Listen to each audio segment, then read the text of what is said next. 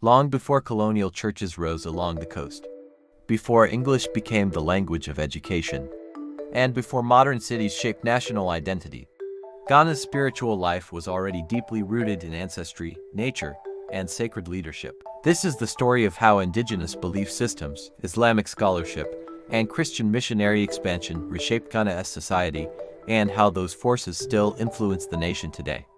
Before European colonization, the region now known as Ghana was home to powerful kingdoms and societies, including the Akan states, Dagomba kingdoms, and many others. Spirituality was not separate from governance, it was the foundation of it. Most communities believed in a supreme creator, known by different names across cultures, alongside a network of lesser deities connected to rivers, forests, fertility, and protection. Ancestors played a central role.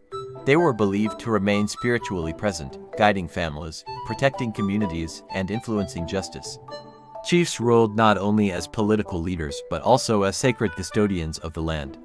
The famous sacred stool in Akan traditions symbolized both political authority and spiritual legitimacy. Priests and priestesses interpreted divine will, led rituals, healed illnesses, and advised leaders. Festivals marked harvest seasons, royal anniversaries, and spiritual renewal. In this world, religion shaped law, trade, warfare decisions, inheritance, and identity. Ghana's societies were already organized, educated in their own systems, and spiritually grounded long before European missionaries arrived. European contact began in the late 1400s when Portuguese traders reached the Gold Coast. They were followed by Dutch, Danish, and eventually British colonial powers. At first, European presence focused on trade, gold, ivory, and tragically, enslaved people. But alongside trade came missionaries. Early Christian missions attempted to establish churches and schools near coastal forts and settlements. However, widespread conversion didn't happen immediately. Why? Because inland kingdoms already had strong spiritual traditions and political autonomy. Real change began in the 1800s when British colonial influence expanded inland and missionary societies intensified their efforts. Missionaries realized that education was the most effective tool for religious expansion.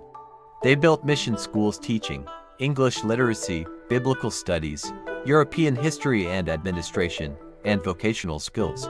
For many Ghanaian families, mission schools offered something unprecedented, a pathway to new jobs, trade networks, and social mobility within the colonial system. Education became the bridge between religion and opportunity.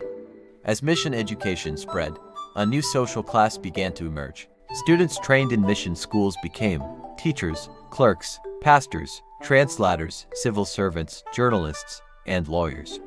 They spoke English, understood colonial administration, and had access to new economic networks. This mission-educated elite would later play a major role in Ghana's political awakening and independence movements. But the transformation wasn't purely educational. Cultural identity began to shift. Christian names became more common in formal settings. Church weddings increased in cities. Western-style schooling gradually replaced traditional education in administration and commerce. Colonial legal systems influenced inheritance rules, land ownership, and governance structures. Traditional leaders faced a difficult choice: resist colonial authority, or adapt and cooperate. Some chiefs resisted missionary influence. Others embraced education and Christianity as tools for survival and influence. Ghanaian society was changing, not by replacing tradition entirely, but by layering new structures on top of it. While Christianity expanded mostly in the south and coastal regions, Islam had already been present in northern Ghana for centuries. Islam spread gradually through trans-Saharan trade routes, scholars, and merchant communities. Muslim clerics established Quranic schools and literacy traditions long before colonial rule.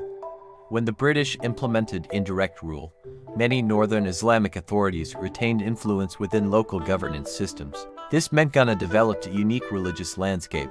Christianity growing strongly in southern regions, Islam firmly rooted in northern communities, and indigenous beliefs continuing across both. This diversity would shape Ghana's national identity into the modern era. Today, Ghana is often seen as one of Africa's most religiously harmonious societies. Christianity is the majority faith. Islam remains significant, especially in northern regions. And indigenous traditions continue to influence everyday life.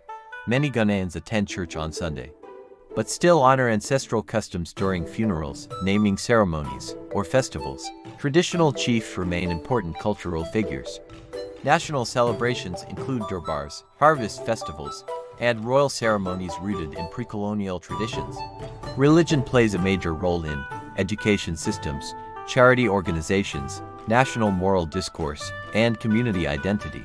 Yet the legacy of colonial religious expansion still shapes language use in education, leadership pathways, institutional structures, and cultural debates about identity and tradition. Ghana today is not simply traditional or modern, it is a blend of both. A nation where sacred stools coexist with universities, where ancestral respect coexists with church worship, and where history continues to shape the future. Ghana's story reminds us that religion in Africa was never static. It evolved through trade, colonialism, education, and cultural resilience, from sacred forests to mission classrooms, from royal stools to modern parliaments. The past continues to shape identity today. One country, one history, still shaping Africa today.